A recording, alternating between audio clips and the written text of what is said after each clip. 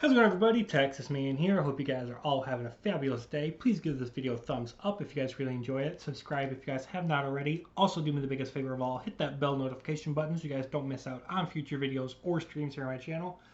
And we're going to be talking about The Tomorrow War. This is an Amazon Prime exclusive here in 2021. And we're going to be talking about positives and negatives. And we're going to answer the biggest question. Is this the stupidest movie of 2021? Yes, review is over. Goodbye. No, I'm joking. This is probably the stupidest movie of 2021 that I have seen so far. At the time of recording this video, it is July 12th, and we're going to talk about positives and negatives really quick.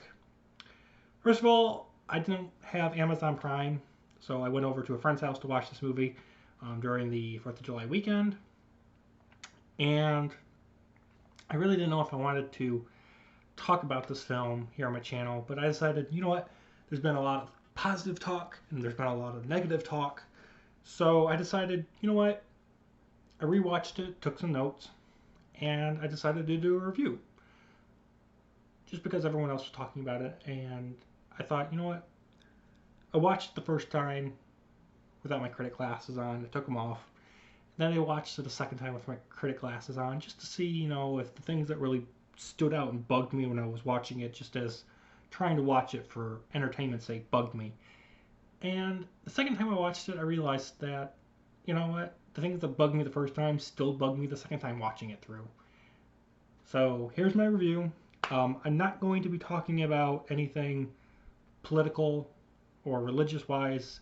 There are some people that have been bashing this movie because of, you know, Chris Pratt being a conservative Christian, and, you know, he's the working day ever class American in the movie.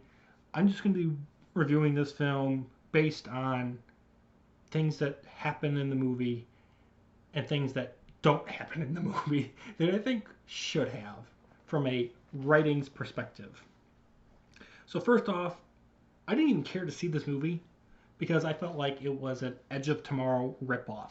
Based on the trailer, I felt like I've seen the movie before, and I really didn't care to see it again, just with a little different twist and a different actor. Instead of it being Tom Cruise and Emily Blunt, it's Chris Pratt. Thankfully, it's not. It's not a complete ripoff of Edge of Tomorrow. However, this movie is a clear, unoriginal film. This film takes inspiration from Edge of Tomorrow, Alien, Aliens, Prometheus, The Thing, and Starship Troopers. It is all of those things meshed together, and somehow it was able to be written, and they got a script and a plot, and they got a movie made out of all that, miraculously. However, this film is over the top and stupid. Now you might be thinking, well, you're off into a great start of just bashing this movie. It's stupid. This is the stupidest movie that I have seen this entire year so far. Yet, it is entertaining and it is fun to watch. Once. I could never ever say, though, get Amazon Prime to watch this. It would be like me trying to say, get Amazon Prime so you can watch The Tomorrow War. Is almost the same as me trying to say, get Disney Plus so you can watch Black Widow. Get Disney Plus so you can watch Mulan. The live action one. Let me clarify that. I can't say it. This felt like 3 movies crammed into one. Visually, 10 out of 10. Great CGI. They spent the money. High budget movie, by the way. They spent it on really great CGI. The alien design, the alien attacks, outstanding. Back to the negative and stupid parts of the movie. The draft part in the movie was stupid. They send civilians from the past into the future with 0 military training whatsoever. Literally, there are people that are getting drafted from the back of like a 5-star restaurant. There's a dude in the movie, if you've seen the movie, you know what I'm talking about. There's a dude in the movie that's literally wearing a chef outfit, and he still has his chef hat on from like Ratatouille. I'm just like, they don't even give them proper military uniforms. They don't give them proper training. These people are civilians, and the most basic thing they know how to do is stand and hold a gun, so when the recoil comes, they don't dislocate their shoulders and fall on their butts. But there is no training whatsoever. They're just like, we're going to combat, we're going to war, let's go, go, go. I'm just like, the movie also acknowledges the fact that they're supposed to have like a week's worth of training, but because there's something going on in the future, that training week just goes gone. They don't need it. We need to throw bodies at the aliens and hope we win the war.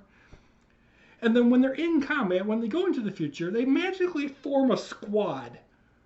Like, there is no explanation as to where the chain of command starts and ends before they go through the time portal. Like, when they get to the future, it's just like, okay, this dude's clearly been in the military as an ex-military officer, Marine, whatever, and he's in combat, and because of his past experience, everyone just agrees he should be in charge of the squad.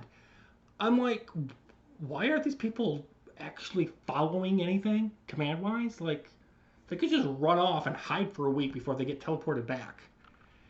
No explanation.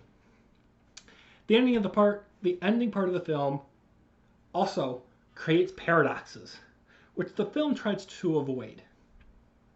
And I'll talk about more about paradoxes in just a minute.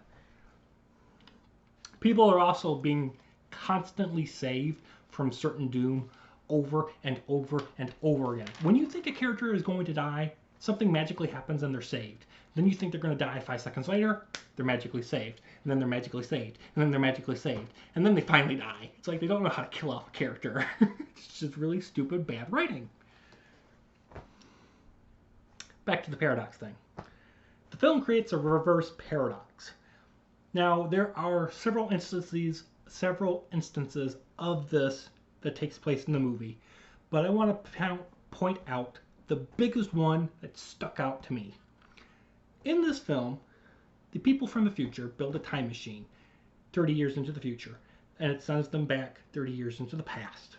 And it creates this bridge with a point A and a point B. And you have the bridge that moves between them. You can't go and stretch it any farther.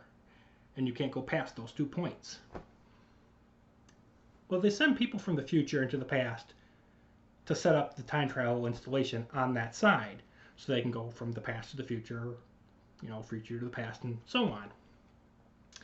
Well, in the future, they keep these people from the future in the past to train and whatnot and build the installations.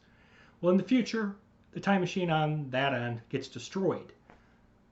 So all the people that are from the future are now living 30 years into the past with no way of getting back.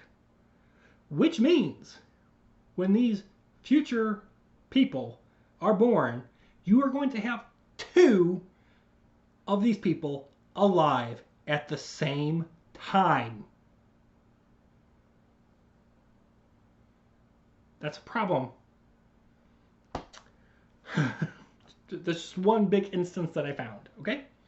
The acting, especially from Chris Pratt in this film, does a great job. The time bracket, time gizmo thing, it's kind of a stupid thing. It's where you get it put on, and when you get sent into the future, you're only there for a week. After that, your 1 week of deployment is over. It makes it where people from the past can only be there for so long. So what happens when you're in combat and your 1 week is up? You just get zapped to the past, and you could lose people that you need at certain strategic military outposts.